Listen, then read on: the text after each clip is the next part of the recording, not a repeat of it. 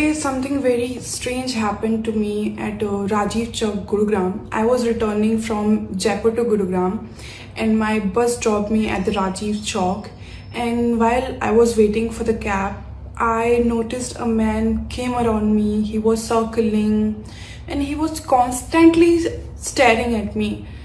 Initially, I just ignored like the others do, but then I noticed that his pants zip was unzipped, and he literally kept staring and started masturbating in front of me, and he was very aware of what he was doing. He was just making me feel very uncomfortable. इसमें Gurugram police की knowledge में social media के माध्यम से एक मामला आया था जिसमें एक युवक राजीव चौक पर एक युवती को अकेला पा करके और उसके आसपास घूमता हुआ नजर आया और उसको देख करके उसके द्वारा कुछ अश्लील हरकतें की गई थी।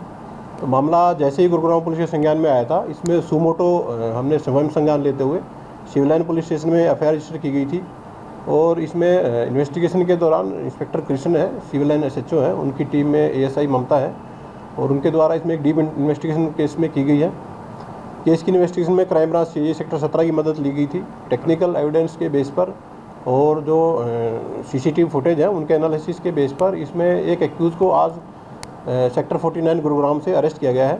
अरेस्ट किया गया जो एक्यूज़ है उसकी पहचान अभिलाष के रूप में हुई है, जो कि 32 ईयर ओल्ड एक पर्सन है और ये बेसिकली स्थायी रूप से करनाल का रहने वाला है। फिलहाल गुरुग्राम में पिछले करीब 1 साल से ये सेक्टर 11 के एरिया में किराए पर रहता है।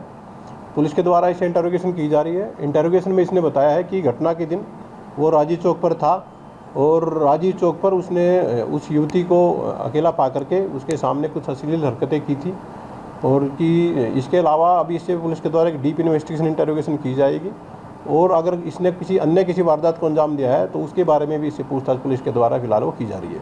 करता क्या है?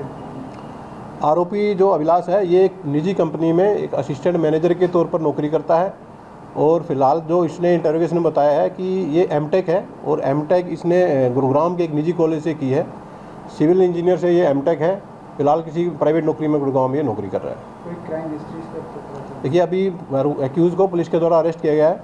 इसका क्रिमिनल बैकग्राउंड इसके रिहायशी पुलिस स्टेशन से चेक करवाया जाएगा और अगर यदि वहाँ भी कोई इस तरह की कोई एफआईआर या कोई केस इसके अगेंस्ट रजिस्टर्ड पाया जाता है तो वो उसको करंट केस में इन्वॉल्व करके फर्दर जो इन्वेस्टिगेशन है इसकी पूरी की जाएगी। राजीव चौक पर इसने इस घटना को अंजाम दिया था, ऐसे में कितना मुश्किल था इसको पकड़ना और खास करके क्या सीसीटीवी? देखिए, जो वीडियो जो सोशल मीडिया पर थी उसमें ये युवक मास्क का इसने प्रयोग किया गया था और जो घटनास्थल था उसके आसपास भी कोई नज़दीक में कोई सीसीटीवी कैमरा नहीं था।